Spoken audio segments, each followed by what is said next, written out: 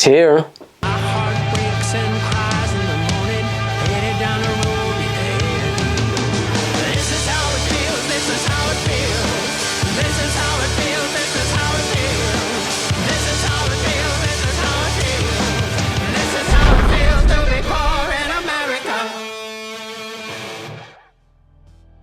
So what is it? In case you've been living under a rock, or in case you aren't into sniping, or in case you're new to sniping, this rifle is gonna be the sniper rifle of the year, in my opinion. I love my SRS. It's short, it has 41 cc's of air volume, it's got a really good hop system. However, some people don't like the bullpup form factor, and this is where this rifle comes into its own. Now, the hop unit is slightly different on this than the SRS. The SRS has 2 screws, whereas this has a top-down center. Just a single dial, allowing you to do quick hop adjustments with no tools. That I really like over the SRS, because the 2 screws was really awkward for me. Whenever I had it set right, it worked really well. I loved the hop unit, loved the bucking. However, the 2 screws, whenever I needed to adjust it, I was just crap at it. So for people that don't want the bullpup, Silverback, I brought you this.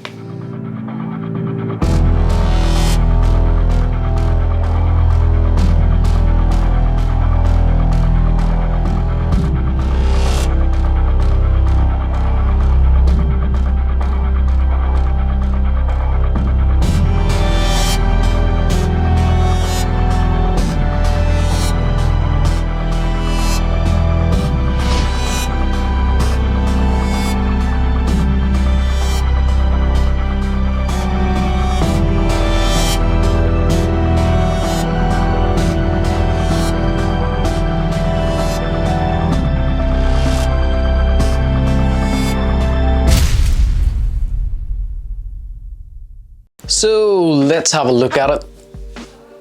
I don't know where I put it. So let's have a look at it. This is it in all its glory. Let's start from the back. You get a rubber buttstock. You also get 3 spacers to extend that buttstock back. You get 2 QD points on each side of the buttstock. You also get this triangular wing nut, which allows you to raise and lower the cheek pad. I've got it set quite high, just because the rail here seems to be quite high. If you loosen it completely, you can take the buttstock right off.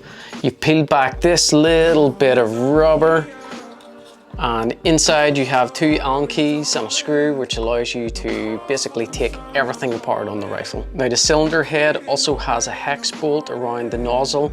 You can use this wing nut, put it over it, and twist and loosen and tighten the cylinder head to allow you access to the spring guide and the spring, which is really cool. Inside is a wee bit hollow, so I'm sure loads of you will be putting in foam and stuff like that. I won't bother. Next up, we have this 90-degree pistol grip. Now, the pistol grip for me is actually quite awkward. This gun overall reminds me of the Irish Striker. I had the kneecapper, and it had quite a chunky grip. This, on the other hand, is very thin, and for your hand to mold around it, you almost have to keep it flat and shoot it like that, which I'm not really used to.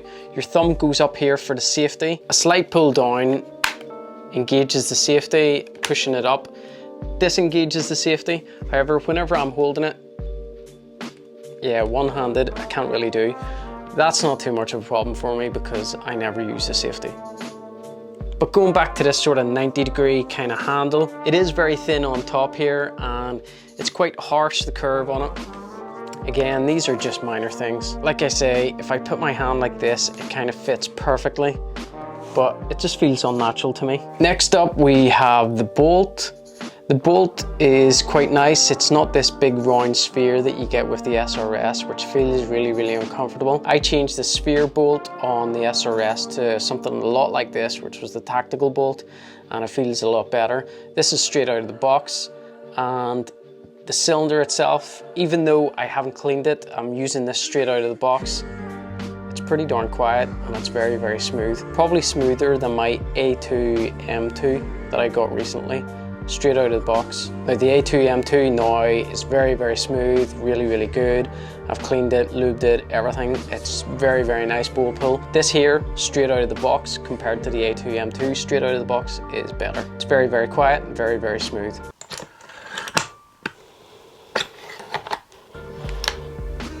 Coming from the Airsoft Striker, I was always very wary of the cylinder. Any of you guys that have used them know that the cylinder isn't the best. So I'm used to actually putting my thumb over the back of the bolt.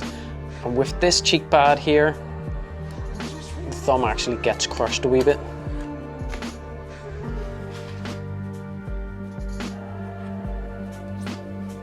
If we look at the bolt as it's extended back out, there's no room for my thumb. So that's something that I'm gonna have to get used to. No biggie. I was chatting to Fox Green and he's never ever put his thumb behind the bolt. But yeah, listen to how quiet that is.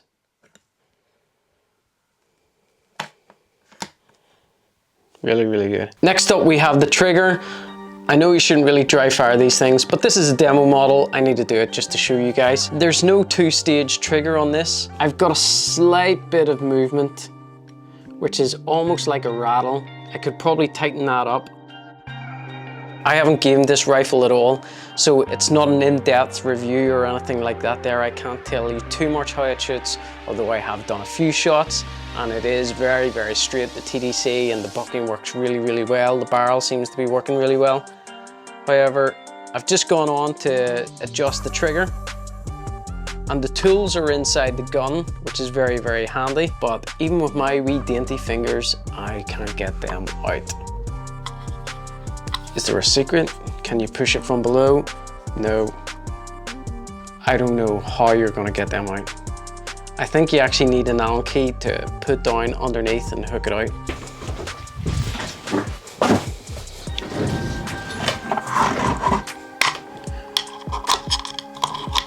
Someone hopefully will be in the comments saying that I'm an idiot and there's a really easy way of getting them out.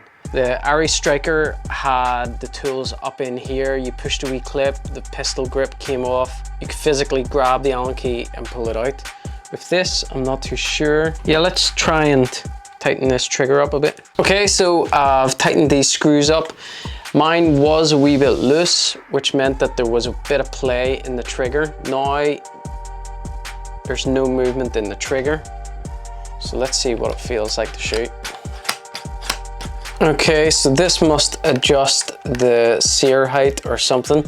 Whenever I've got it loose, the trigger seems to be quite rattly. And I thought by screwing this, you would tighten it up. You could probably read the manual for this, but I'm not a kind of manual type of guy. Is that still gonna catch? Yeah, it's still catching.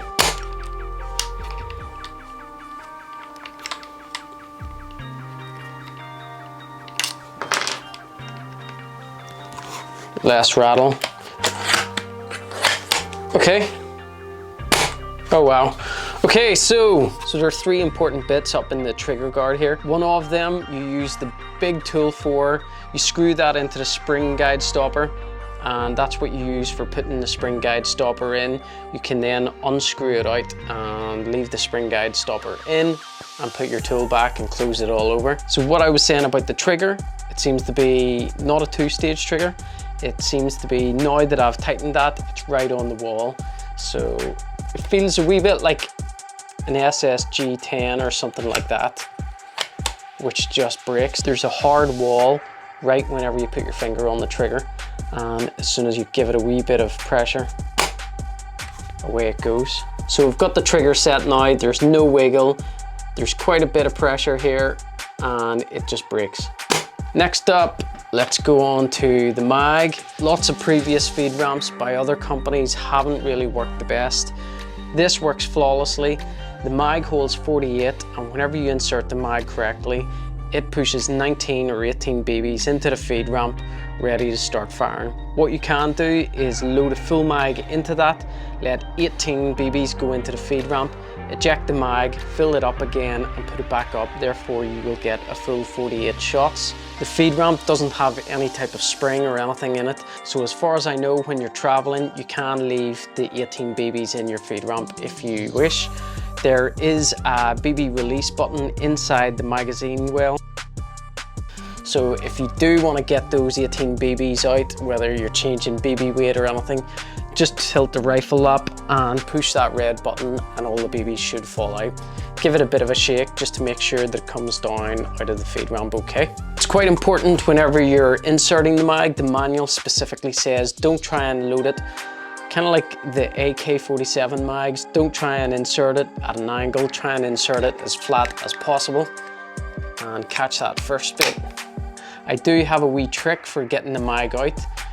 You have to push this button away, and I was like trying to work out how to do it on the field. What I do is I grip it with my 2 fingers like this, push the button, and it comes out kind of like in between your knuckles. Next up, underneath you have a bipod mount. I'll probably use that to add power banks and cameras onto the front of the gun. Other people may want to add a torch or a laser. And on the very end of the body, you have 2 QD points. You have one on this side and this side. As mentioned, you've got QD points on the back here and on the front.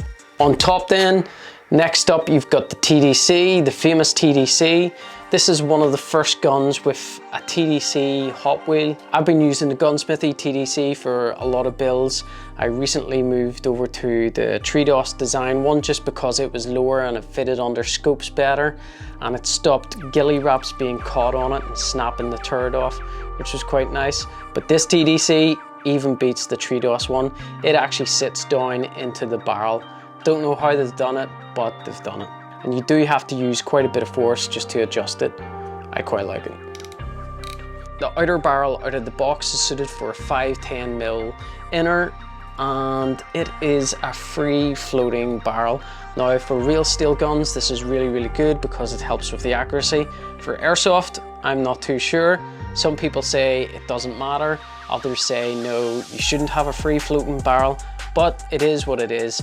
I've shot the gun and it does shoot really, really well, so I don't really care. At the end you have this cap, which is a 20.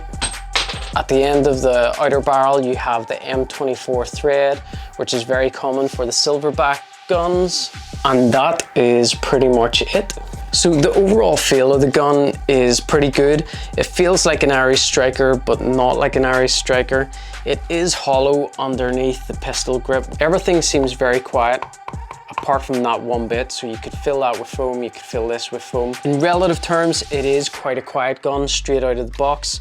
With a DTSS suppressor on the end, it works really, really well. No doubt I'll run this with the Scorpion piston. It needs a different end cap and spring guide because this is 90° sear. Those have already been designed or on the way. Hopefully I'll get my hands on it really, really quickly to show you guys what it sounds like. In terms of the length, it is a bit of a beast of a gun, so no doubt I'll be switching to a 300mm outer, probably the twisted. There are some funky triangular ones and things like that, but I think I'll just go for the 300mm twisted and chuck the DTSS on there. So to give you an idea what power this gun is putting out, let's chrono it with the 510 inner barrel, the spring that's in it, and I'll also switch the spring out for a Rapax 2 Joule and a Rapax 3 Joule just to show you what it's putting out, just in case you need to get one of them.